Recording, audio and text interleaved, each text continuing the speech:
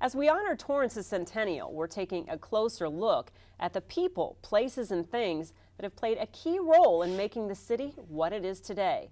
As part of our centennial series, we're speaking with those who have held the honorable position of Torrance mayor. Ken Miller was elected to city council in 1962. After 2 council terms, he ran for mayor in 1970. He won that election and served as mayor until 1978. His name was well recognized in Torrance in the 70s and 80s when Ken Miller Realty signs peppered the lawns of Torrance neighborhoods. You may also recognize his name if you visited the Ken Miller Recreation Center located at the Torrance Civic Center. Today we meet the person behind the name. Hello, I'm Colleen Farrell, and thanks for tuning in. And former Mayor Ken Miller, thanks so much for joining us today. Thank you. Now, you were born in 1922, and that was even before there was a Torrance hospital. Tell us about your birth here in Torrance. That time, particularly that time, was when downtown Torrance was downtown Torrance. I mean, that was the hub of the entire commercial shopping center for the city, because at that time we only had 7 square miles of city. That's prior to annexation. And I was born in the El Prado apartments, which are on the corner of Satori and El Prado. And at that time, I remember the big merchant in Torrance was Sam Levy. And at that time, Sam was living in the next unit in the hotel. The reason we're in a hotel was my father was a steel worker in Pittsburgh, and they offered him a job out here when they opened us in the steel plant in Torrance. And so at that time, which is about 1917, 18, they moved out to Torrance and had to live in Los Angeles because they had no place to live in the city except the apartment houses. For a long time, they used to travel from downtown LA to Torrance on the old Pacific Electric car, traveling down Western and dropping off, which is now the Western Depot. That was the restaurant. That was a depot for the get off, go to work, come back at 4:30, get on, go back up. And then eventually they got into the hotel, Proud Hotel. That's where I was born.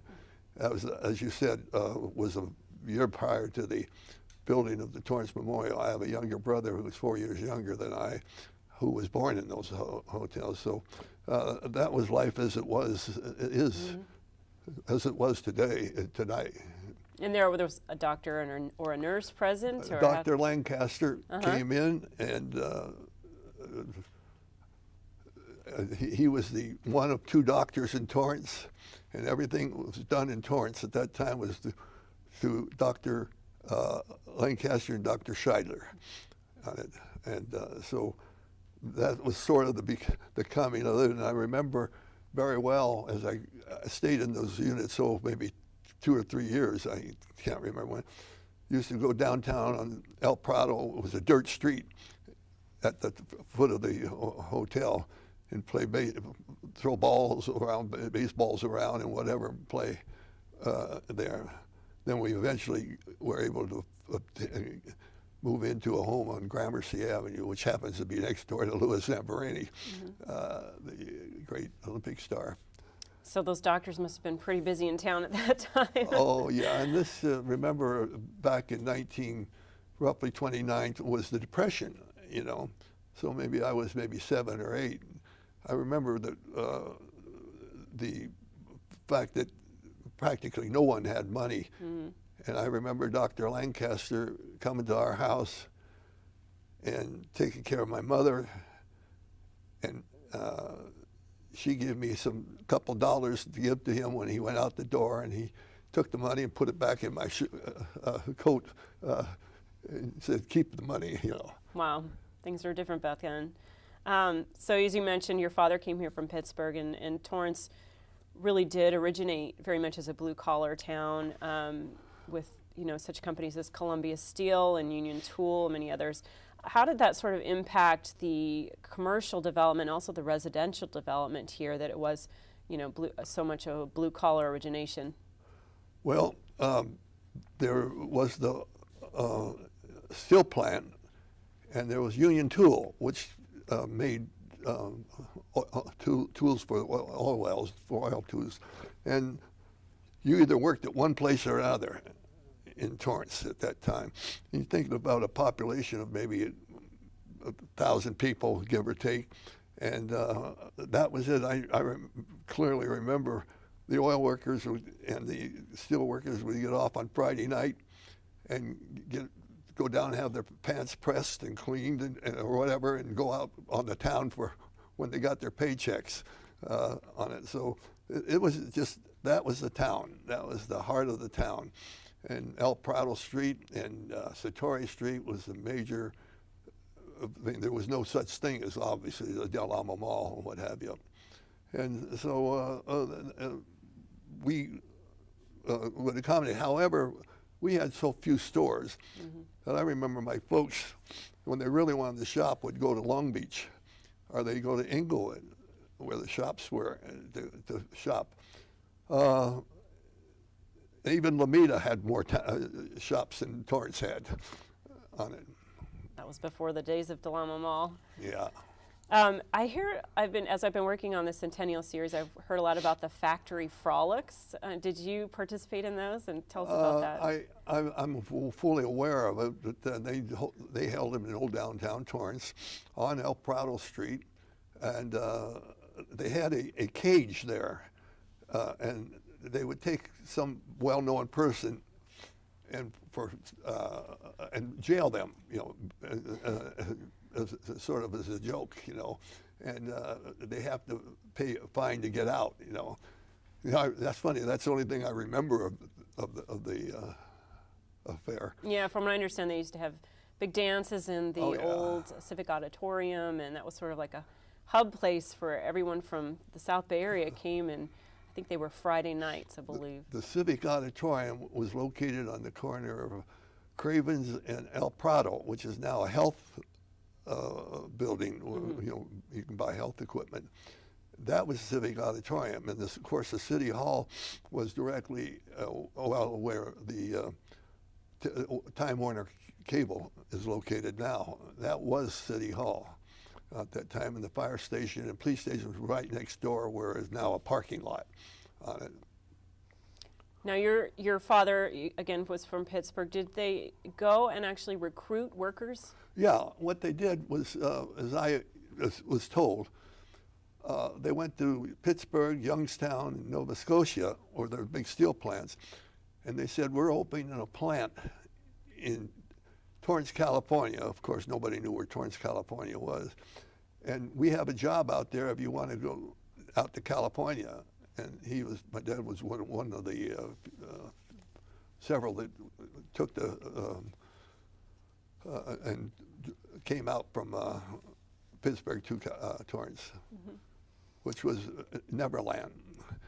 And the only reason why they built a steel plant in Torrance, basically, was George Sidney Torrance was a developer from Pasadena, and he was looking for sites.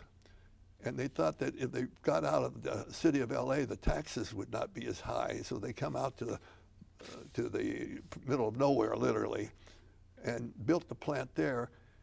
And as the story goes, and this is what I've been told, I was too young to remember, but they built the plant so it backs up to Western Avenue. And originally they were going to build a canal from downtown LA to San Pedro in order to transport shipping. And of course the canal was never developed, but the strip of land between Normandy and Western the city of LA annexed that. So they have a tie-in with the port of San Pedro. Obviously the canal was never built, and therefore they took the plan as it is, and same thing with Union Tool. They backed up to Western Avenue, but those dreams went astray a long time ago. But that's how they got there. Take us back and tell us what it was like, being a little boy growing up in Torrance. What were the local hangouts, and what did kids do here when they were growing up back then? There wasn't the mall, there wasn't video games. What was life like? Well, it's a funny thing. At one time, I lived on Arlington Street, for anybody, Arlington, near Plaza del Amo. And next door to the house I lived, a little one-bedroom home, there was a vacant lot. And the kids would get out there and pick up football, choose. As a matter of fact, the team from Andrio Street versus the team from Gramercy Street.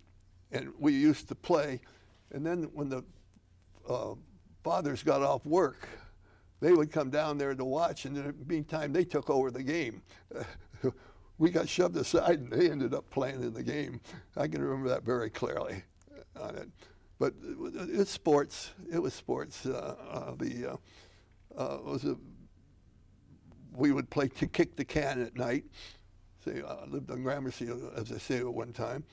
And at night we'd choose up sides, and Andrio versus Gramercy, and we'd play, if you know what kick the can is, and play until midnight, literally. And talking about how times have changed, I've also heard that kids used to hitchhike down to the beach and thought nothing of it. That's a story in itself. We were all beach people in those days, the kids from the school, high school, and from literally elementary school. And I would stand on the corner of Crenshaw and Torrance Boulevard and wait to hitchhike to the beach. Well, it'd take about 20 minutes before a car would pass, and then they would always pick you up because they knew you. And that's how we got back and forth from the beach.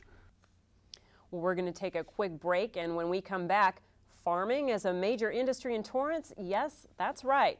We'll talk to former Mayor Miller about what rural Torrance looked like. Stay with us.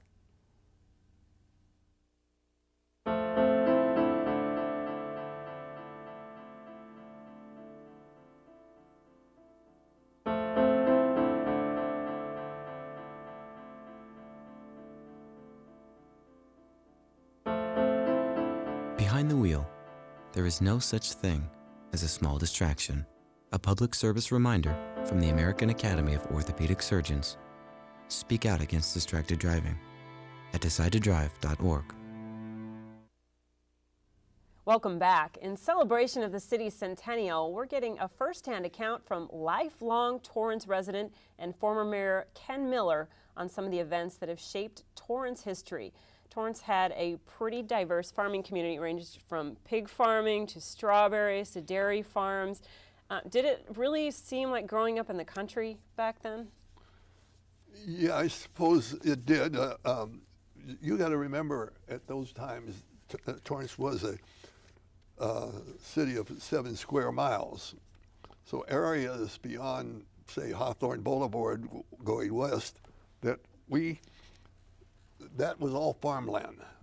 And Japanese people would farm that, mostly Japanese. A few people like Bill Mertz, who made his living off that, was one of the few Caucasians that actually farmed that land. And the Japanese did a wonderful job in farming it. The ironic part of that is what is now well known as Walteria. From Walteria to Sepulveda, coming north, west of Hawthorne, in deep winters when the rain really flowed, that was completely flooded over. You used to row boats in that area, that whole area, which is now part of the City of Torrance, because at that time the 7 square miles was represented on the west side by Madrona and Sepulveda on the south side. So, and the area south of Sepulveda was the area that was really flooded. It seemed like every winter we had that going on. But the Japanese did a tremendous job in farming that land prior to World War II, of course. And not many, after many of them went to the camps, so to speak, and very few came back after World War II. We still have a couple citizens from that era of time still in Torrance. So it was a big, then Torrance decided to annex. And they annexed from 7 square miles to 21 square miles, give or take. And that included the annexation from south of Sepulveda and from Madrona west to Hawthorne Boulevard, some in North Torrance and some in the Riviera, and we become roughly a 21 square mile city. And that was all vacant land now because there was no more farming going on. And that's when the developers came in, Ray Watt, Don Wilson, after World War II, and built so many of those tract homes that are there now. Southwood, for one, and that population just boomed then. And that was in the 50s and in the 60s. And as the population, as they built houses, the population kept increasing. So by, I would say, approximately mid 1960, the population was probably close to 50,000, just like that. We were the all-American city at one time. We were chosen as an all-American city, and the growth was just so overwhelming.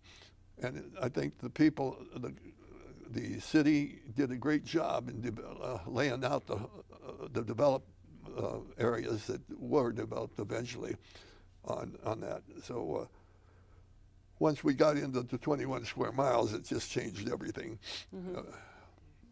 Now, you mentioned earlier your relationship with Louis Zamperini, and I heard a story that he actually changed your diapers.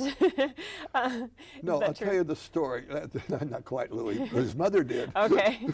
I lived next door maybe from the ages, age 7 to age 14. So I was the class of 41 at Torrance High. Louis was the class of, I think, 35. So he was 5 or 6 years. And in those days, the elementary school was separate from the high school, but they had no middle school. So you went to the elementary school up to the 9th grade, then you moved on to the high school, which is you're really way down on the ladder in 9th grade and in a senior high school. But what happened with when I was mayor at one time, and I knew the Zamparinis really well. I was in and out of their house. They had Louis had a sister named Virginia who was my age level, and we used to walk to elementary school together back and forth, and I in and out of their house. I ate spaghetti in and out of their house. And what happened was that I was at a mayor of the city, and there was a problem in her neighborhood, which is just off the corner of Crenshaw and Sonoma, where she lived, and she was a wonderful lady. But I said something that she didn't like, and she got the microphone, and she said, "Now let me tell you something. I changed your diapers when you were 2 years old, so don't tell me what to do." Don't get too big for your I britches. shut up. Yeah. And just so for those of you who, I assume that everyone knows who Louis Zamperini is, but he is our local Olympic hero and World War II hero as well. I was fortunate enough, my daughter had always, who lives in Santa Rosa, had always wanted to meet him because she heard these stories from me. So one day I called Louis, and we went up to his home in Hollywood Hills, and we spent about 4 hours just chatting about Torrance as it was, and she got a real earful. And another influential family is the Post family. Yes. And you were also close with them. Tell us about your relationship and the influence they played here in Torrance. We grew up, George was about a year behind me in school, and we buddied around, and we loved the beach, playing volleyball. First of all, who was George? George Post's grandfather started the first bank in Torrance, Torrance National Bank on the corner of Satori and Marcelina. The grandfather started that bank, and there was only Bank of Italy was across the street, which has become the Bank of America. There were the two banks in town. The grandfather passed away, and George's father took the bank over as president and held the bank for many years. And subsequently, George was being tutored to really take the bank over, and when the directors decided to sell out the First California Bank, I believe it was, United California Bank, George went along as a manager in that branch for many years, and then resigned and started his own bank, which is Torrance National Bank on Sepulveda, which is now, and they, about 7 years ago, they sold his interest and George retired. Well, so happens he and I buddied around all those years, and his mother owned some lots out in South Torrance, and George built a house on it, and I bought the lot next door. So for 46 years, we were neighbors. And I loved what he said to me when they dedicated the Ken Miller Recreation Center to the, they had a group of a couple hundred people there, and everybody gets up and says the nice things about you and all that. George got up and he said, you know, the only reason they're named this after Miller was they're going to tear it down next year anyway. And he sat down. He never said anything else. That was George, you know. And but we were probably as close as anybody could be for all those years. And of course, our wives got to be very, literally like sisters today, and we're still living next door to Phyllis. George passed away approximately 6 or 7 years ago. You have to know George to appreciate. I did his eulogy, and I said, one of the cute stories is his bank was just located across from the Madonna Marsh. So he decided that Torrance never had a ocean front, and you know it rains and the Madonna Marsh fills up. So he declared a new commission in Torrance called the Harbor Commission, and he became president. He had a badge running around town as president of the Harbor Commission. He would do things like that, you know. Yeah. But he just had a personality. If he said something nice about you, you probably wasn't his friend. He'd have to be saying something. Look out. With a twinkle in his eye. Okay. I want to talk about the Depression and World War II and how that sort of impacted your family and also life here in Torrance. Well, like many families in Torrance, virtually all of them, going through the Depression, that they were laid off work. And I remember they had a welfare program in Torrance where the mothers would go down to a little unit across the street from the old post office, which is now the Historical Society office building. And they would go in there and they would sew clothes up, and they would get food coupons. And then they would go, there was 3 stores in Torrance then, Piggly Wiggly, and a local one, and I can't remember the other one. And they would take the coupons and trade them in for food. And that's how one of the ways you ate. And handing clothes down to each other was just automatic. You know, from one neighbor, they outgrew them to make sure somebody younger would get those. So there was a complete organization. There was a wealthy side to Torrance in those days. I mean, people that weren't wealthy necessarily, but well off, that, you know, grew out of Post Avenue and all those nice homes and everything. The Post home was one of those that Mr. Post had built, obviously still there. And then they were well off enough that they would share with people of lesser means on it. So that was really nice. I didn't think much about it at the time. I was a little too young. I was like 9 years old on it, and we accepted it as a way of life. Right. Now you graduated from Torrance High School. What sort of path did you take after you graduated? What was that? What was your path after graduating from Torrance High School? Well, I went to Compton Junior College. I worked 1 year after getting out of the service. I was in the service about 3 years. And I went to work at Union Oil for 1 year, and I realized I was literally getting nowhere. And so I went back to school. I had the GI Bill, of course. That was one reason I went back. And I attended Compton JC for 2 years and then moved on to Occidental College, which is a highly accredited school, believe me, and a nice, beautiful school. And I graduated with a BA from them. And I have a teaching, I went to SC for a year to get my so-called secondary to be able to teach on a high school level. Finished that, and I knew I wasn't going to make much money doing that. Meantime, I got married about that time, and that brings back the Post family. I got married, Judy, that was 57 years ago, and we really didn't have any money, period. So I went into Torrance National Bank, where Wallace Post, George's father, was situated. And they didn't situate in offices. They were on the open floor. And he said, well, and you always treated me like George treated me, you know. Well, what do you want? I said, I want to borrow $300. Well, what do you want $300 for? And I said, I can get a used stove and a refrigerator because I just got married. And he said, you what? You can't even afford yourself. Anyway, I got the devil from him for a good 30 minutes. You're doing the dumb thing. Remember, I used to go up there and play in the house with George, and so he knew me very well. And finally, after about 30 minutes, I reckoned I wasn't going to get any money. So I got up to go out the door.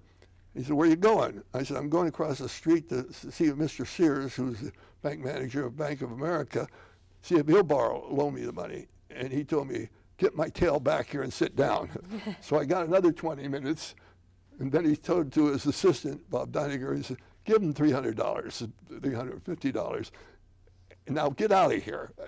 I said, well, what do I sign? Come back next week. Wow. I paid him back. And that's how, then I was able to work part-time at things. And then, but when I got out, I realized the teachers were not making much money, and I thought I'd get a real estate license and maybe work on the weekends, you know, open houses. And I fell in love with it. I just fell in love with it. But I remember so many times in the beginning, just got married, and I spent literally a couple years just touch and go. I worked a track of homes at one time out in the Garden Grove area, and I did make some money off that, and I put that money in the bank, and I allocated money every month from that, as long as that lasted, because I didn't sell a thing for 6 months on General House. Then I sold a couple. Well, meantime, I would say, I'm going back to teaching. At least it's consistent. I have a paycheck. And just about time I'd sell the house. Oh, I would never leave this business. This is the greatest. And I was touch and go for a couple of years until I established myself. And I ended up, selling houses to my friends and I went to high school with, or folks, and it was a very local thing for me at that time until I kind of grew up literally and become more stabilized. So that takes us to your eventual involvement in local government. I want to talk about that and how you got involved in local government and sort of the chain of events that led you to ultimately run for mayor. It started in the 1960 when I was in real estate, full bore by that time. And George Bradford, who was a councilman, who I had known all my life, called me one day and asked me, he wants to submit my name for the Planning Commission. And I really didn't know too much about it, to be honest with you. But I said, well, what's involved? He said, well, it's two nights a month, plus, doing your background work. And I said, okay. So he submitted it, and I was approved, and I'd become a planning commissioner for 2 years, from 1960 to 62. Previous to that, I got some name identification because I was president of the Torrance-Lameda Board of Realtors in 1959. And I guess that gave me a little exposure. And so I served 2 years on the Planning Commission and truly loved it. I really enjoyed it. But I get upset sometimes when the we recommend things to the city council, and they would overturn us. We were only a recommending body. And so I decided to run for council, and I won. I was the most surprised guy in the world. I was one of three. There was 3 seats open, and I got the 3rd seat at that time. And but then I served 4 years as councilman, and on my brochures I insisted, because I believed wholeheartedly in 2-term limits, and that was prior to any time that 2-term limits was even mentioned. Nobody had suggested it. So I served as a councilman for 4 years, and I re-ran. And I had said 2-term limits, so I would not run for any office more than 2 terms, any particular office. And so I served that, and at that time there was things happening in the city that weren't very good.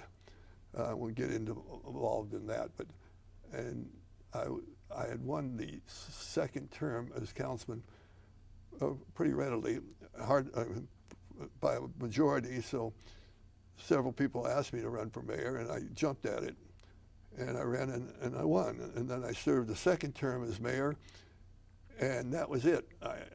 And then I suggested at that time that we establish a 2-term limit on the council and mayor. Well, the council came to me, a couple of them, said, if you're going to run again, we'll support you, but if you say you're not, I said, yeah, but I'd like to put on the ballot the 2-term limits. So they put it on the ballot for mayor, but not for council. And it won overwhelmingly. I don't know whether they wanted to get rid of me or what, but it won overwhelmingly, and that became a 2-term limit for the mayor in the 70s. So at that time, later on, future years, councils put themselves in that same position. So that's why the 2-term limits existed in the city. And when I say I have to say we. We had a great city manager, and we had a great city attorney, people that I could, actually live with. And who were Ed in those Ferrero roles was the with city Ed Ferrero, administrator, and Stanley was the city attorney. And we sat down when I took office in '70 and set a program out. What did we want to do? And I say that's why it's we and not I. But I did say the most I want to see is get some parkland in the city of Torrance. We were way short. And amazingly, during the 70s, early 70s, we were able to acquire that 1 year, 200 acres of parkland. Wilson Park, Columbia Park, that's 100 acres, give or take. And then several small parks, such as Delthorn on Madrona. When developers came in to build houses, we made them set aside parkland for a park throughout the city. So the accumulation was 200 acres, and we were able, but we had no money to develop it. But we land banked it at the prices there. And Wilson Park in itself is a story all by itself. That was Navy surplus property. And Navy was just using it as storage. Our congressman was Charlie Wilson, and we got hold of Wilson. He lived right here on Torrance Boulevard, and said, we'd like to acquire that for the city, since it's surplus property. Well, in order to get our job done, we invited, I think his name was Ebert, Congressman Ebert, and Congressman Ebert was the chairman of the Armed Forces military budget. The entire military budget was controlled by that group. And we brought him out as the marshal for our parade and we paraded him around the land and said, boy, we really like to get that for a park. And they went back there and they told the Navy, make a deal with Torrance. Well, we didn't have the kind of money. It's several millions of dollars for 50 acres of land. So we met with the VIPs from the Navy at San Francisco Airport, the VIP room, and the Admiral walked in and says, well, we're told to make a deal with you. What can you afford to pay? Well, Stanley said, well, I think we can pay about $5,000 an acre, or $250,000. Mm-hmm. He just turned around and said, take it. They walked out. Wow. And then we were able to acquire that. And we had money coming from the government that would help us pay for that $250,000. Mm-hmm. Columbia Park was a little different story in the terms of we acquired some land through federal funding, and the west side of that area is the CBS owns, Mm-hmm. and they had a tower there. They still have it. The tower, they said you can use that land for a park as long as you want, provided you built no structures on it. In other words, they didn't want anything tinker with their tower. Right. And we bought out a rose nursery on the corner, Mm-hmm. and we acquired the rest of the money through some funding through the government, and we were able to get that. And then the rest of it was all, as I said, by the developers having set aside property for a park in their development, and Mm-hmm. that spread all over town. I can't even name the parks that are as a result of that. Another program that I want to talk about that you really had a hand in starting is the Sister City program, and it's been a very important and long-standing program here in Torrance, and that's the Sister City relationship with Kashiwa, Japan. Tell me how that evolved and why that was such a passion for you. That's a love of labor for me. In 1973, the Lions Club in Torrance become reacquainted with the Lions Club in Kashiwa, acquainted, and the concept was created from their relationship. Then the Lions Club in Torrance came to the city and said, look, we want to get together and create a program for Kashiwa City and Torrance. So we, as I say, sat down and figured out what we could do and what we couldn't do. And so 5 of us flew to Kashiwa in 1973 and met with the mayor and the city council there. It so happens there was a little hesitancy on the part of Kashiwa because there were people that were on their council, and they have huge councils, numbers, that didn't really want that relationship. But after a year or two, that simmered down, and we developed the sister program. That was over 36 years ago. Little did I dream that it would be created in such a manner that it has sending students, from the Kashiwa people, kids coming to our city every year. And the relationship, of course, we have a large Japanese contingents in Torrance, and so we got very much support from them. And particularly one, Hazel Taniguchi, who has been very active in that program for years, along with many other people that I failed to mention. But the program is strong, and it's huge membership now. And I'm very proud of that. And one of the hot issues debated during your tenure was the extension of Madrona Avenue, both north and south. Tell us why that was important and what the outcome was of that. Colleen, Madrona at that time dead in at Del Amo Boulevard to the north, and dead in at Sepulveda on the south. Our goal was to extend Madrona over the mobile oil property to connect with Prairie. There's a north-south, taking a lot of traffic. And Mobile Oil negotiated and was very reasonable what they did, and that bridge was built over that, and that got the Del Amo intersection connected with the Prairie intersection. right on through Prairie goes way up north. What the plan was, we wanted to go all the way from Sepulveda to Lomita Boulevard.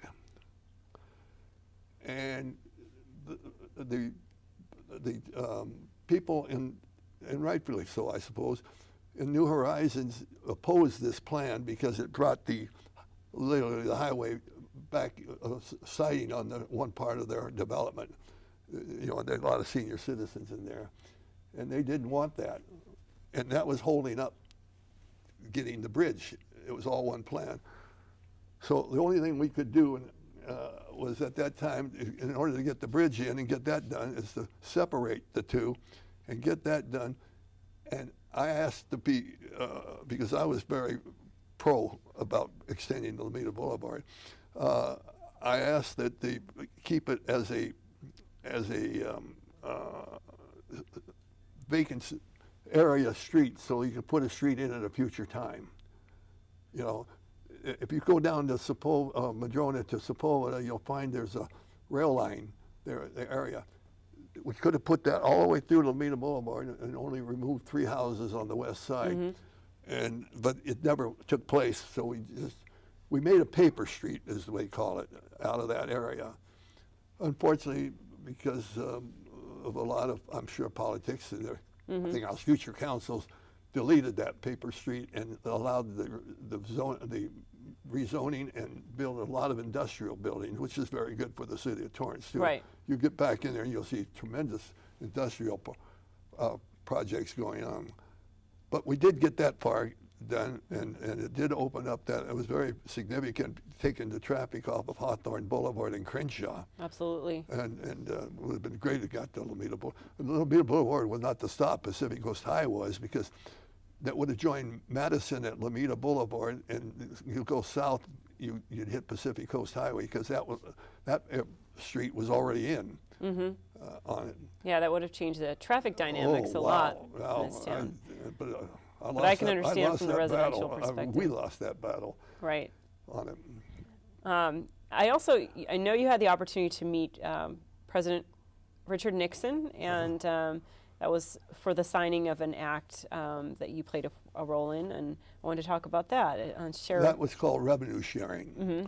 When Nixon was in office, before all this scandal and whatever happened prior, the federal government, the Congress created what they call revenue sharing, which is sharing monies with the local communities for development. And Torrance was a big pusher in that, letters, et cetera. And it was a very supportive role. Nixon wanted it.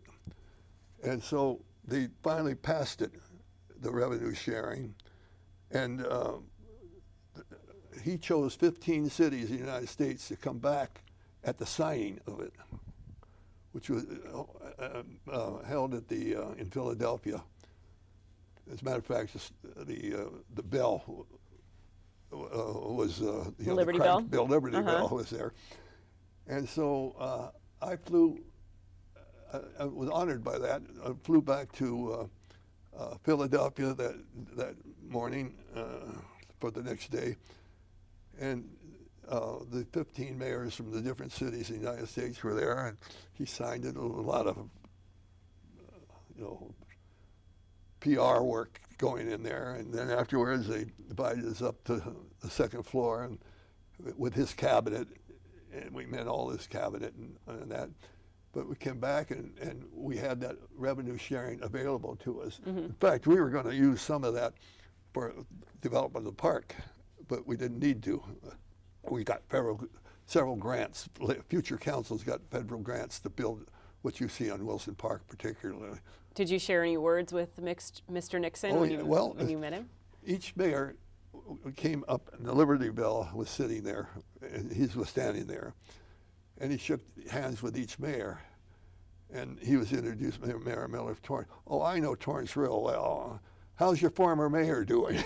That's what I was doing. And he knew Eisen very well, I think. And there was almost a freeway that went through the city. I guess there's some pluses and minuses. You have to drive a little further to get to the freeway, but it definitely would have, again, changed the dynamic of Torrance if that would have been running through. Well, tell us about that battle. And the first suggestion of a freeway running north and south was along the ocean front. And of course, that was killed immediately by the powers, let's say that. And so it was shoved over so it would extend from where TRW is, more or less, 405, come in off 405 and go all the way down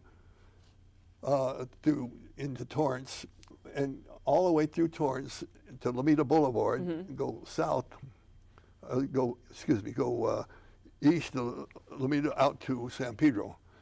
And that cut the heart of Anza. I couldn't think of the word Anza. Anza, okay. Anza Street would really, and of course, the people didn't want that at all.